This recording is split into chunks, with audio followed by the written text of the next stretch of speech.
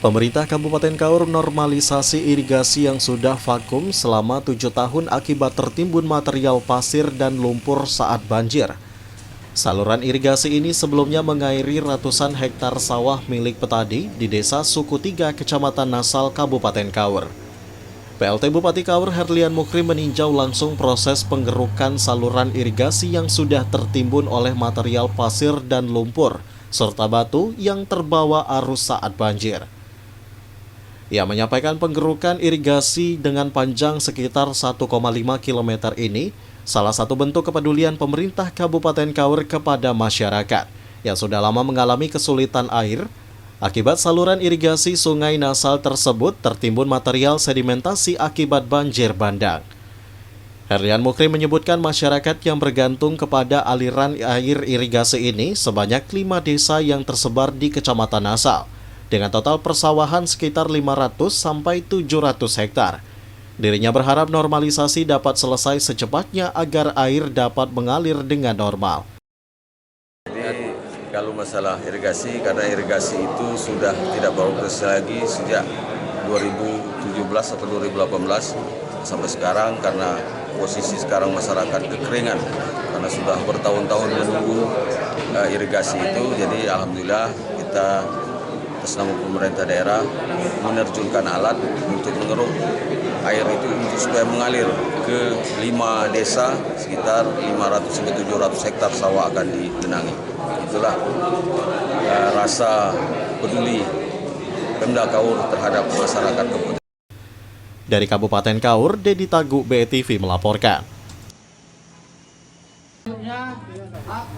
Periode Januari 2023 lalu sebanyak 189.652 penduduk Bengkulu Utara masih tercatat ke dalam data terpadu kesejahteraan sosial.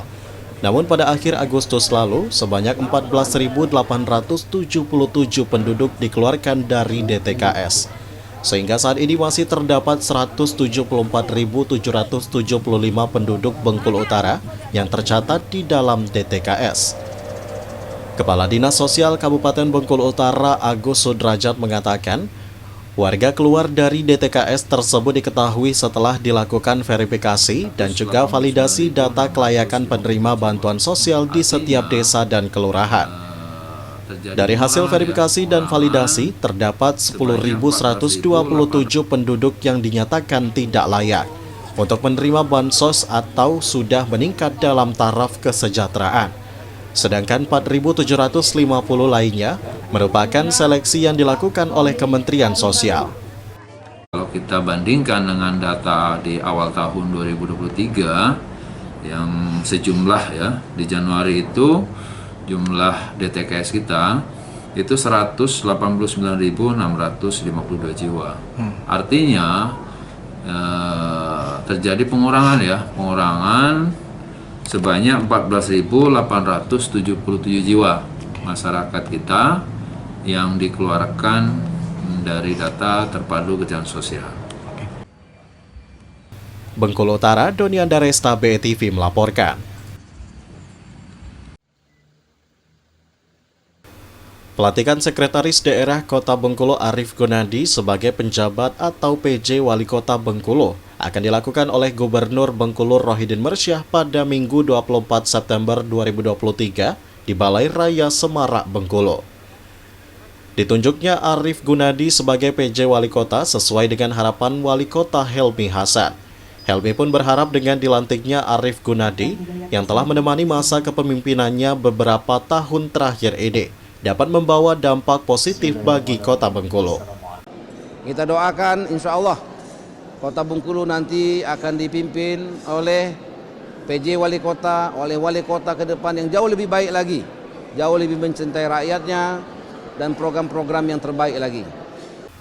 Sementara itu, Asisten 1 Kota Bengkulu, Eko Agus Rianto mengatakan, pelantikan Arief Gunadi sebagai Sekda akan dilaksanakan pada Minggu 24 September 2023 di Balai Raya Semarak. Jam 2 ya di kantor dulu, itu persiapan untuk pelantikan besok. ya PJ insya Allah akan dilantik di kantor gubernur, di kantor Balai Raya jam 2. Hari ini kita diundang oleh Pemprov ya untuk mempersiapkan segala sesuatunya. Ya. Arif Binadi ini masih di Jakarta ya?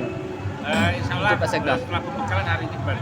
Langsung balik ke Kota Bengkulu. Ya. Berarti tadi pagi sudah diterima Pak SK-nya? Tadi pagi sudah ada pembekalan ya. Oke.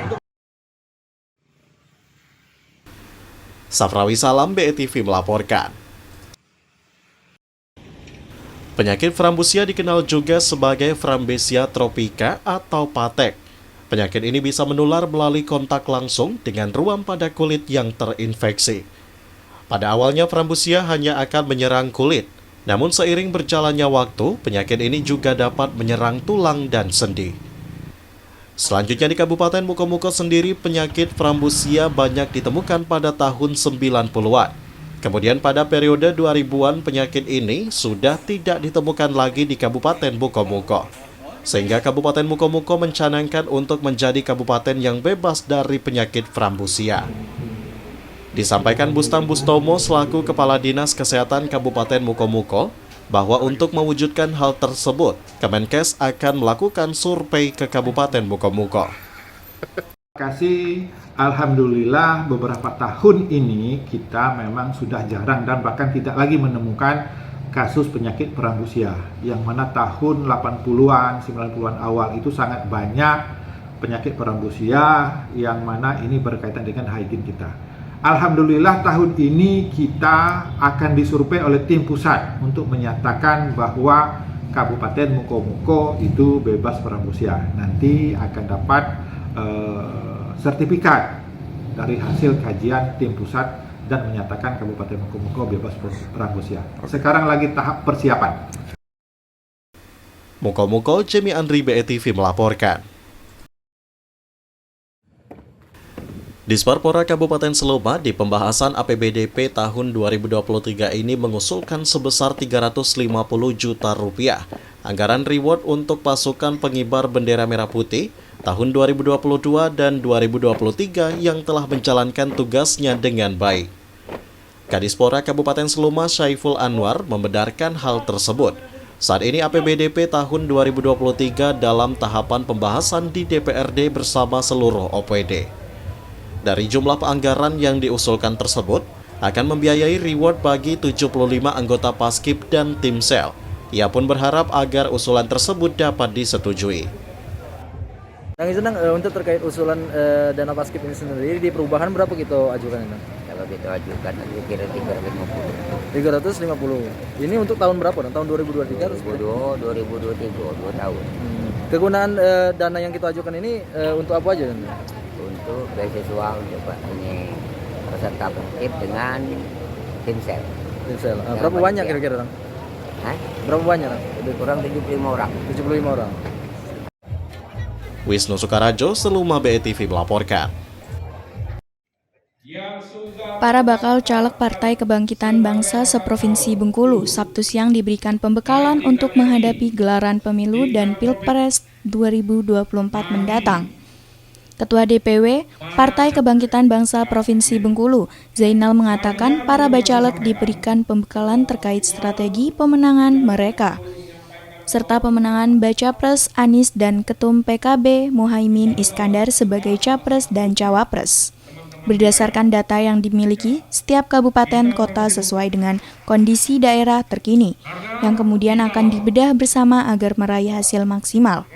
Untuk target dari PKB sendiri, setiap ketua DPC termasuk pimpinan DPW sudah diberi target di setiap daerah pemilihan semuanya akan terisi, dan kesepakatan ini sudah disetujui bersama.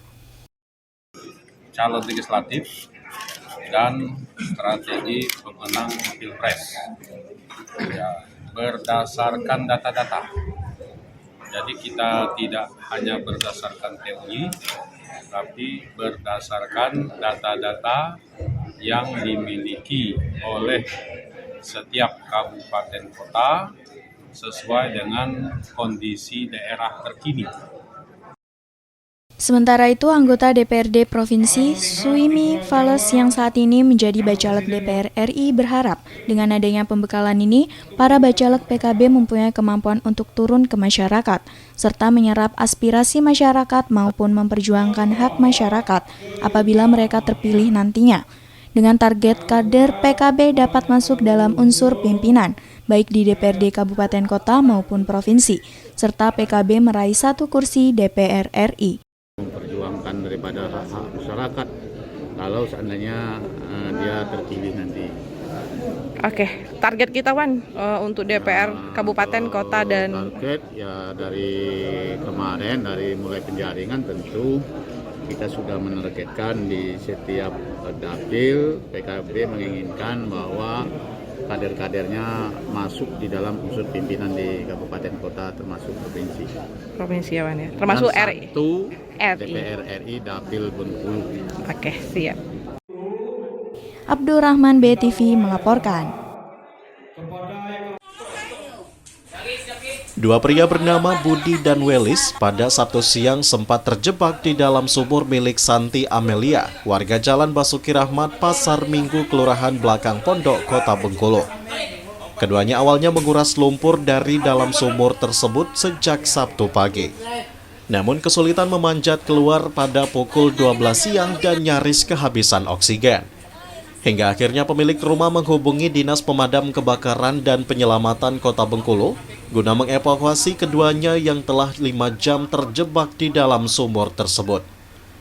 Beruntung setelah dibantu petugas damkar dan penyelamatan, keduanya berhasil dievakuasi dari dalam sumur tersebut. Sementara Budi dan Welis mengaku kesulitan memanjat keluar sumur menggunakan tali yang telah disediakan dikarenakan licin. Ya, itu sudah berapa lama kita di dalam itu Pak? Dari jam 12 tadi. Jam 12 tadi, udah 4 jam berarti Pak? Ya. Oh, itu bagaimana Pak kita bisa terjebak di dalam itu Pak? Gali sumur, nguras sumur. Apa mau nguras sumur? Ya. Oh. Pas nguras sumur, nak balik pucuk, nak pacak lagi. Oh. Ya, masih ada terasa mas-masnya ya. Kita di dalam tadi itu Pak mau ngapain ya? Mau bersihin semua itu. Apa? Mau bersihin. Bersihin. Nguras. Kenapa air itu Pak? Tadi itu. Itu apa namanya? Airnya tuh banyak apa itu? banyak itu lumpur itu. Banyak lumpurnya itu ya. Muhammad Angga, BETV melaporkan. Sabtu pagi warga Kota Bengkulu dihebohkan dengan fenomena yang jarang terjadi di wilayah Kota Bengkulu, yakni adanya kabut yang muncul. Menurut Badan Meteorologi dan Geofisika Bengkulu, kabut semacam ini masih akan berpotensi muncul pada esok hari. Selain munculnya kabut, suhu udara yang dirasa cenderung dingin dari hari-hari sebelumnya juga turut dirasakan. Diketahui pada Sabtu pagi suhu minimum di Kota Bengkulu mencapai 19,8 derajat Celcius. BMKG mengungkapkan bahwa kondisi cuaca dingin ini disebabkan karena cuaca cerah yang terjadi pada hari kemarin. Sehingga pada malam hari hingga pagi harinya, energi panas yang diterima pada siang harinya dilepaskan kembali ke atmosfer dengan energi yang cukup besar dan dihambat oleh awan. Sementara untuk kabut sendiri disebabkan oleh adanya tingkat kejenuhan uap air di permukaan, ditambah lagi dengan adanya suhu udara dan kelembapan udara yang dingin.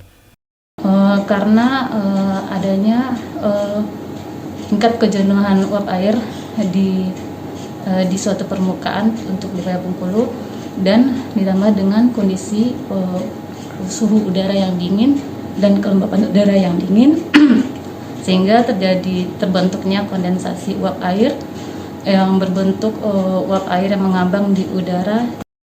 Ahmad Rabani, BETV melaporkan. Berbagai kesan dan pesan disampaikan sejumlah pihak dengan berakhirnya masa jabatan Wali Kota Helmi Hasan dan Wakil Wali Kota Dedi Wahyudi selama 5 tahun kepemimpinan di Kota Bengkulu mulai dari tahun 2018 hingga 2023 ini. Dalam momen silaturahmi akhir jabatan Helmi Dedi yang digelar pada Sabtu pagi ini, tampak hadir Kapolresta Bengkulu Kombes Pol Aris Sulistiono. Kapolresta pun mengaku telah melihat dan juga merasakan langsung program baik di masa pemerintahan Wali Kota Helmi Hasan dan Wakil Wali Kota Dedi Wahyudi. Sehingga diharapkan program tersebut dapat dilanjutkan agar Kota Bengkulu menjadi lebih baik sesuai dengan programnya, yaitu Kota Bengkulu Religius dan Bahagia.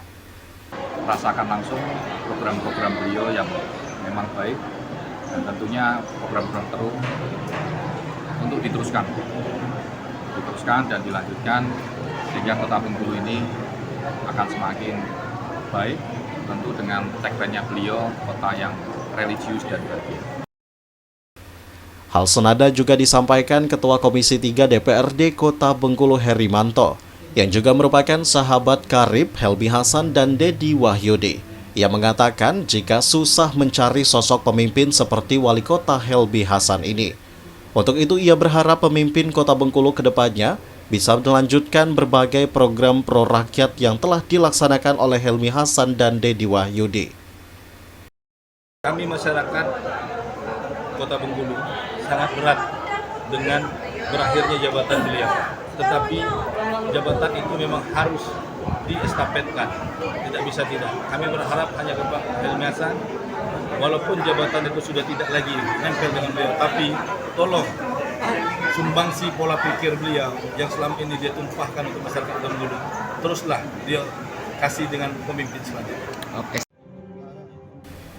Di sisi lain, rasa kehilangan sosok pemimpin yang pro rakyat pun ikut dirasakan oleh Ketua Basnas Kota Bengkulu, yakni Abdurrahman Alkaf, yang mengagumi sosok Helmi Hasan dalam memimpin Kota Bengkulu selama 10 tahun terakhir.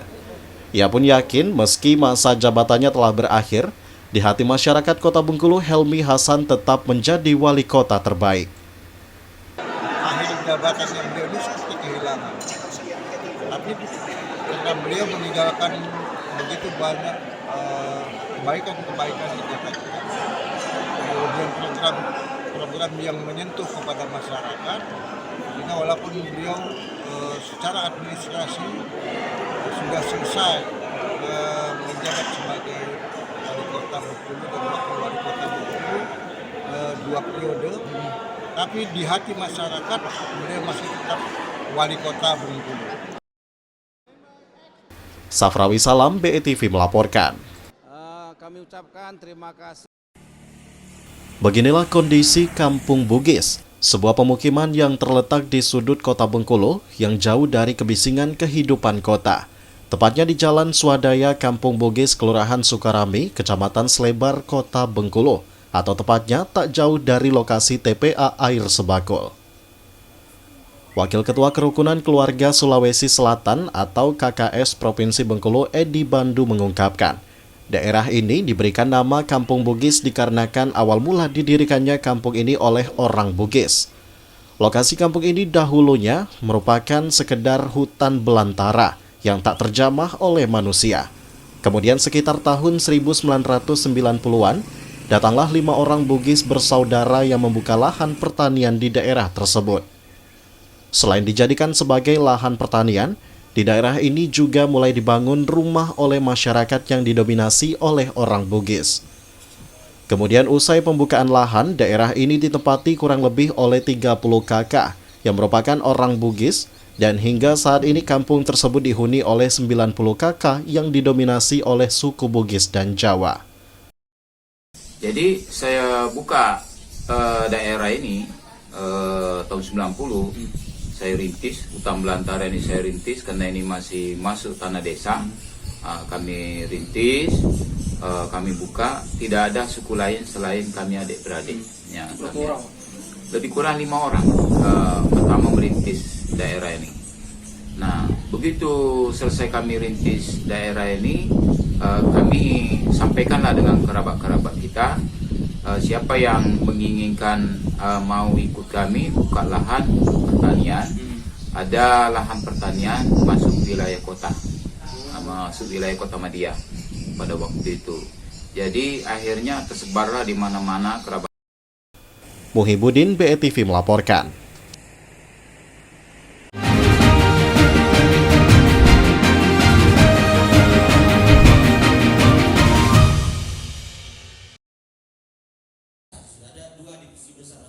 Sabtu pagi, Universitas Terbuka Bengkulu mengadakan orientasi studi mahasiswa baru atau OSMB yang merupakan kegiatan pengenalan mengenai proses belajar universitas terbuka yang menerapkan sistem belajar jarak jauh.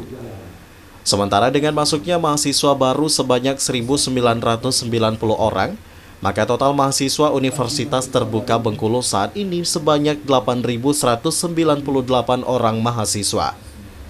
OSMB tahun ini berbeda dengan OSMB tahun sebelumnya, karena terdapat 100 orang perangkat desa yang terdaftar menjadi mahasiswa UT.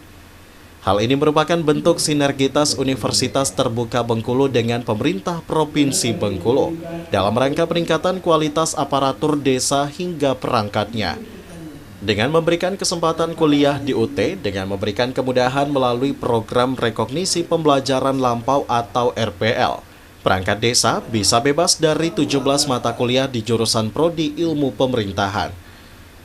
RPL sendiri merupakan pengakuan atas capaian pembelajaran aparat desa yang diperoleh dari pendidikan formal, non-formal, informal, dan atau pengalaman kerja dalam bentuk mata kuliah atau kualifikasi pendidikan ke dalam pendidikan formal.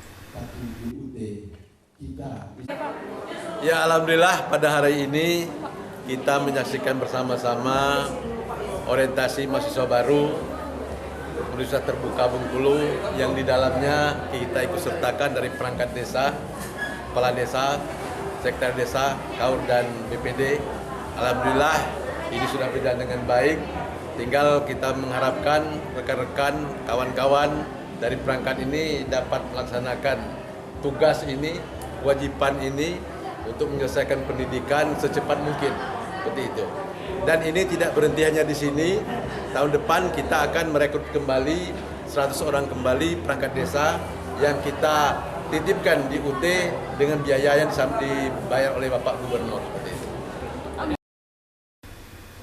Sementara itu, Kepala Dinas Pemberdayaan Masyarakat dan Desa Provinsi Bengkulu mengatakan 100 orang aparatur dan perangkat desa yang mengikuti program RPL di UT ini merupakan penerima beasiswa dari Gubernur Bengkulu yang akan mengikuti kuliah selama 5 semester.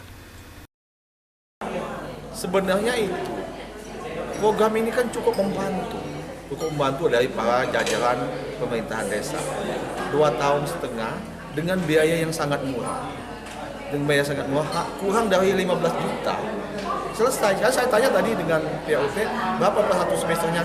2.700.000. Ya, kalau 5 semester kan kurang dari 15 juta berarti. Mereka sudah sarjana. Nah, bayangkan adik-adik sini yang kuliah, mau kuliah berapa? Kayak gitu. Jadi kita harapkan ini bukan hanya yang dapat beasiswa, semua jajaran pemerintah desa ini untuk mengikuti pendidikan RPL ini. Sebagai salah satu alasan mereka memilih UT, yang jelas karena UT itu memandang falsafah fleksibilitas yang tinggi. Artinya mereka bisa kuliah di UT tanpa harus meninggalkan desanya. Jadi mereka masih bisa mengayomi masyarakat, mereka masih bisa melayani masyarakat. Karena memang intinya mereka juga dipilih karena seperti itu alasannya. Nah, walaupun mereka kuliah, mereka tidak akan meninggalkan tempat kerjanya. Itu yang pertama. Yang kedua, kita juga mendukung program pemerintah ya dengan adanya desa digital itu kita manfaatkan. Nah, salah satunya yaitu dengan nanti pembelajarannya berbasis digital. Jadi sangat menunjang program Bapak Roy ini nantinya ke depan. Perangkat desa yang mendapatkan program beasiswa kuliah di Universitas Terbuka merupakan gabungan perangkat desa dari 10 kabupaten kota yang ada di Provinsi Bengkulu. Pastinya itu kami dari perangkat desa mengucapkan terima kasih kepada Pak Gubernur Bengkulu yang telah memfasilitasi beasiswa ini. Karena ini kan rancangannya kan dari tahun yang lalu, kami juga dilibatkan dalam hal ini, dalam perjuangan ini, dan juga dalam hal beasiswa ini kan satu-satunya di Provinsi Bengkulu baru gitu kan itu. Itu kami dari perangkat desa yang ada di Bengkulu Utara, yang ada di Provinsi Bengkulu, kurang lebih dari 14.000 perangkat desa gitu. Mengucapkan terima kasih banyak kepada Pak Gubernur yang telah memfasilitasi kami untuk bisa kuliah untuk menambah SDM perangkat desa. Karena leading sektor teknis yang di desa adalah di perangkat desanya gitu. Untuk SDM-nya meningkat. Itu yang pertama gitu. Jenny Mutia, BETV melaporkan.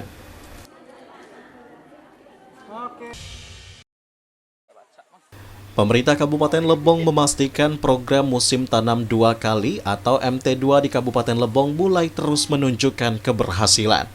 Setelah sebelumnya panen raya digelar di 2 lokasi berbeda, kali ini Bupati Kopli Ansori kembali menggelar panen raya, yakni di Desa Karangdapo Atas, Kecamatan Bingin Kuning. Disampaikan Bupati Lebong Kopli Ansori bahwa panen MT2 ini merupakan salah satu cara untuk menjaga ketahanan pangan di Kabupaten Lebong. Apalagi dengan kondisi harga beras yang terus naik, tentunya diharapkan bisa meningkatkan perekonomian petani di Kabupaten Lebong. Kopli juga menyampaikan salah satu faktor utama dalam keberhasilan MT2 ini adalah pembasmian hama tikus dengan bermacam cara, di antaranya memberikan racun tikus hingga berburu tikus. Pemkab Lebong mencatat ada lebih dari 350 hektar lahan persawahan warga yang tahun ini mulai menggalakkan program musim tanam 2 kali atau MT2. Melaksanakan perdana panen musim tanam kedua di Kabupaten Lebong. Kita untuk menjaga ketahanan pangan, jaga masa depan petani bahagia dan sejahtera. Harapan kita ke depan dari hal-hal yang sudah kita lakukan ini menjadi motivasi bagi masyarakat untuk selalu memanfaatkan hamparan yang ada di Kabupaten Lebong, karena Kabupaten Lebong ini potensi masyarakat dalam kehidupan sehari-harinya adalah itu adalah petani. Maka hamparan ini akan kita maksimalkan dengan sekuat tenaga kita untuk dimanfaatkan dalam 1 tahun itu pun. Nah, harapan kita ke depan. Dwi 99 Lebong BETV melaporkan. Pasca penggeledahan yang dilakukan pihak tim penyidik Kejaksaan Negeri Kaur terhadap kantor sekretariat KPU Kabupaten Kaur pada Selasa lalu, proses tahapan persiapan pemilu 2024 tetap berjalan seperti biasanya. Sekretariat KPU Kabupaten Kaur Rusdan Tafsiri menyampaikan jika pihaknya tetap mendukung proses penegakan hukum yang dilakukan Kejaksaan Negeri Kaur dengan cara memfasilitasi seluruh permintaan untuk kelancaran proses penyidikan, di antaranya pemeriksaan saksi para staf KPU Kaur.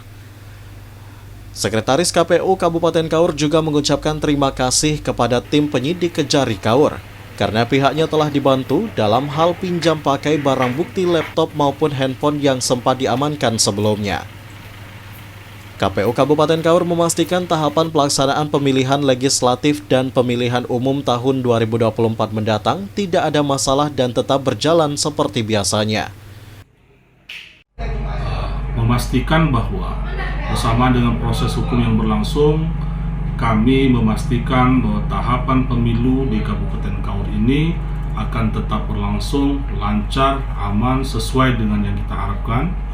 Dan kemarin kami bersurat kepada Kejaksaan Negeri Kaur untuk pinjam pakai barang bukti yang disita dan disegel, dan alhamdulillah Kejaksaan Negeri Kaur memahami itu dan mengakomodir permintaan kami, dan barang tersebut bisa kami pakai sebagai sarana alat kami dalam rangka menjalankan tahapan pemilu 2024 ini. Dari Kabupaten Kaur, Dedi Taguk BETV melaporkan. Menjelang berakhirnya masa jabatan Wali Kota Bengkulu Helmi Hasan dan Wakil Wali Kota Bengkulu Dedi Wahyudi, pemerintah Kota Bengkulu menggelar silaturahmi di Balai Kota Merah Putih pada Sabtu pagi. Dalam silaturahmi tersebut, Helmi Hasan mengucapkan terima kasih kepada seluruh warga Kota Bengkulu atas doa, dukungan, dan semangatnya, sehingga Kota Bengkulu menjadi kota yang religius dan bahagia, serta memohon maaf apabila dalam masa kepemimpinan ada harapan yang belum tertunaikan, baik kata maupun perbuatan yang salah, baik disengaja maupun tidak disengaja. Kami ucapkan terima kasih untuk seluruh adik sanak warga Kota Bengkulu tercinta, apapun profesinya, apapun agamanya. Kami mengucapkan dengan segala kerendahan hati mengucapkan terima kasih atas doanya, dukungannya, dan juga semangatnya, sehingga kemudian Kota Bengkulu insya Allah akan menjadi kota yang religius dan bahagia. Amin. Amin. Dan mohon maaf bila mana di dalam kepemimpinan kami berdua ada harapan yang belum tertunaikan, ada kata perbuatan yang melukai yang salah, maka kami dengan segala kerendahan hati juga mohon untuk dimaafkan yang sebesar-besarnya. Selain itu, Wakil Wali Kota Bengkulu Dedi Wahyudi mengatakan selama kepemimpinannya banyak program pro rakyat yang telah dipersembahkan untuk masyarakat Kota Bengkulu dan berharap program-program tersebut bisa dilanjutkan oleh siapapun pemimpin Kota Bengkulu ke depannya. Selama pemimpinan Helmi Dedi, alhamdulillah banyak program pro rakyat, itu pun kami persembahkan buat rakyat Kota Bengkulu, dan juga mohon doanya agar kami berdua selalu sehat dan insya Allah akan terus bersama masyarakat untuk bagaimana program tadi betul-betul dijalankan dengan baik ke depan. Terima kasih. Safrawi Salam, BETV melaporkan. Pemerintah Provinsi Bengkulu pada Sabtu siang melaksanakan rapat persiapan pelantikan penjabat Wali Kota Bengkulu Arief Gunadi yang akan dilaksanakan pada Minggu 24 September 2023 di Balai Raya Semarak. Penjabat Sekretaris Daerah Provinsi Bengkulu Nandar Munadi yang memimpin rapat tersebut mengatakan, persiapan yang dilakukan termasuk mempersiapkan undangan bagi para tamu hingga mempersiapkan keamanan selama proses pelantikan dilaksanakan. Makanya pada hari ini kita lakukan persiapan yang menyangkut terkait dengan pelantikan, kegiatan pelantikan itu sendiri. Undangan yang hadir dan termasuk juga pengamanan di lingkungan itu yang kita bahas pada hari ini.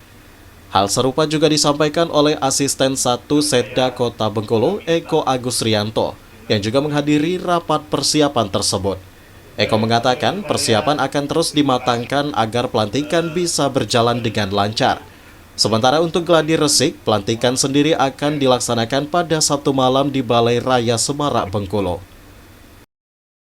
Kota kan tempat di provinsi, jadi kita undangan yang disampaikan ke pejabat kota, selain dari Forkopimda, beberapa OPD sudah kita sampaikan dan akan kita distribusikan. Kemudian terkait dengan masalah persiapan, kelengkapan baik pakaian, tanda jabatan, pangkat dan kendaraan juga sudah siap.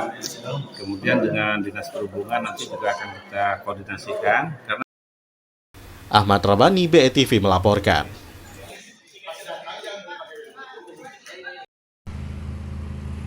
Dua pria yang masing-masing berinisial MB dan TE diringkus unit Opsnal Macan Cempaka, Polres Gading Cempaka, Polresta Bengkulu pada Jumat kemarin. Kapolsek Gading Cempaka Kompol Kadek Suwantoro mengatakan, penangkapan kedua pelaku berdasarkan laporan Naila Zafira, mahasiswi warga Jalan Indragiri pada Senin lalu. Setelah mendapatkan laporan tersebut, unit Opsnal Macan Cempaka langsung melakukan penyelidikan dan berhasil melacak keberadaan pelaku MB dan TE di kawasan Sawah Lebar, Kota Bengkulu. Saat diamankan, polisi juga menyita barang bukti 1 unit handphone milik korban beserta 1 unit sepeda motor yang digunakan kedua pelaku dalam menjalankan aksinya. Saat melancarkan aksinya, salah satu pelaku berpura-pura bertanya alamat. Kemudian saat korban lengah, pelaku langsung mengambil handphone korban dan langsung melarikan diri. Sementara berdasarkan hasil pemeriksaan, kedua pelaku mengaku telah melakukan aksi pencurian di 15 TKP berbeda di Kota Bengkulu. Satu kawasan di Jalan Indragiri, yaitu dengan modus pelaku ini datang ke tempat kawasan di mana ada korban yang berada di depan teras kos-kosan sedang memegang HP. Di situ pelaku turun kemudian dengan modus menanyakan alamat. Jadi menanyakan alamat, kemudian langsung merampas handphone dari korban tersebut. Jadi korban di sini inisial N, jadi perempuan. Kemudian langsung kabur membawa HP tersebut. Jadi berdasarkan laporan. Untuk mempertanggungjawabkan perbuatannya, pelaku dijerat dengan pasal 365 KUHP dengan ancaman hukuman maksimal 5 tahun kurungan penjara. Heriadi Saputra, BETV melaporkan. Seorang remaja putri di Bengkulu Selatan berusia 17 tahun berinisial DS mengalami ruda paksa yang dilakukan oleh 6 pelaku. Masing-masing pelaku berinisial PA, DA, AS, dan FH yang berusia 17 tahun, RK 18 tahun, AS dan RS 19 tahun.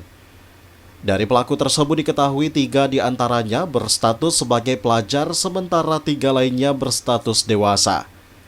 Peristiwa pemerkosaan ini berawal saat sang remaja asik nongkrong di salah satu kafe pada Sabtu dini hari.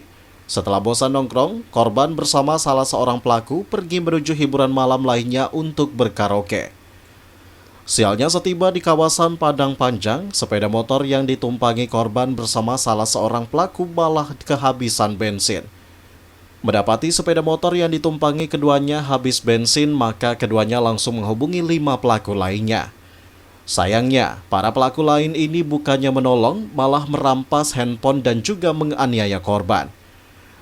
Melihat korban yang tak berdaya tersebut, kemudian pelaku langsung membawa korban ke salah satu penginapan di Slipi, Kecamatan Pinoraya. Korban baru mengetahui bahwa dirinya sudah menjadi korban pemerkosaan dan korban merampas handphonenya, sehingga pihak keluarga langsung melaporkan kejadian ini ke Mapolres Bengkulu Selatan. Kasih Humas Polres Bengkulu Selatan AKP Sarmadi saat dihubungi melalui seluler membenarkan adanya peristiwa tersebut. Dan para pelaku sudah diamankan dan ke-6 pelaku ini resmi ditetapkan sebagai tersangka. Amankan belum, Pak? Sudah semuanya, ya. Sudah semuanya ke-6-6-nya. 6 orang, 3 dewasa, 3 anak-anak ya. Itu langsung tersangka itu, Pak? Tersangka langsung semuanya. Langsung tersangka. Korban sendiri, Pak, ini Pak, kondisinya seperti apa sekarang, Pak? Kalau kemarin sempat trauma ya, jelas trauma lah karena dirudak paksa 6 orang, traumatis. Dari Bengkulu Selatan, Yohan HKBE TV melaporkan.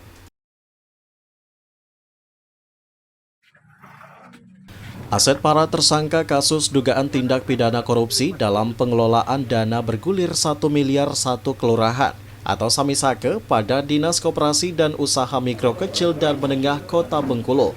Tahun anggaran 2013 disita oleh Kejaksaan Negeri Bengkulu.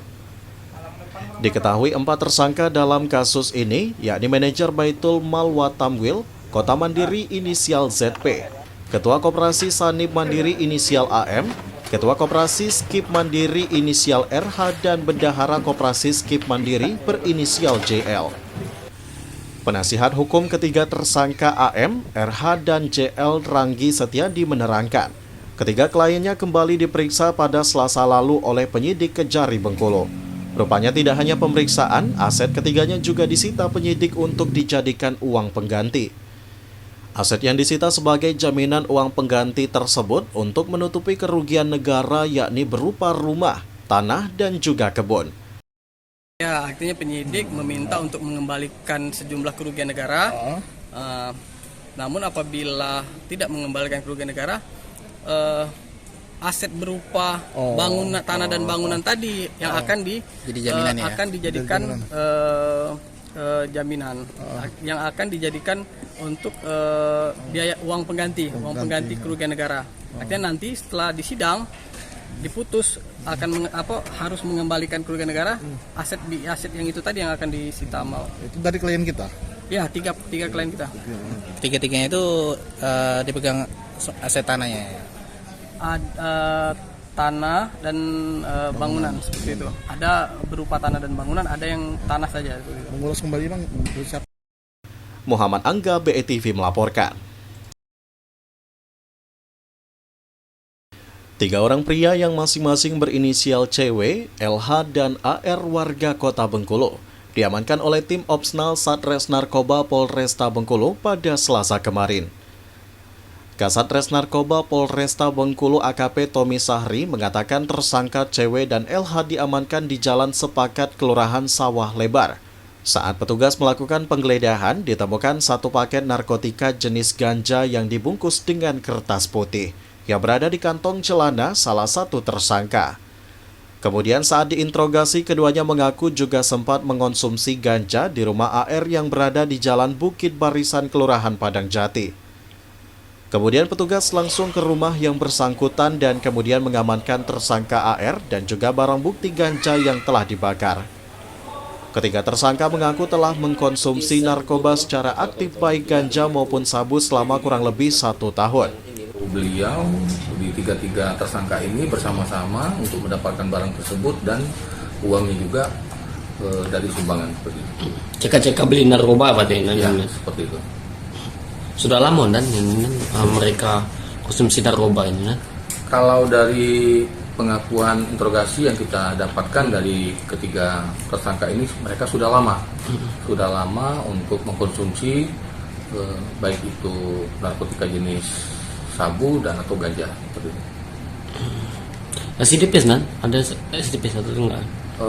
Untuk sementara belum, tiga-tiganya tidak. Atas perbuatannya, 3 tersangka dijerat dengan pasal 114 ayat 1, junto pasal 132 ayat 1, dan pasal 111 ayat 1, junto pasal 132 Undang-Undang Nomor 35 Tahun 2009 tentang narkotika dengan ancaman hukuman lebih dari 5 tahun dan denda mencapai 10 miliar rupiah. Muhammad Angga, BETV melaporkan.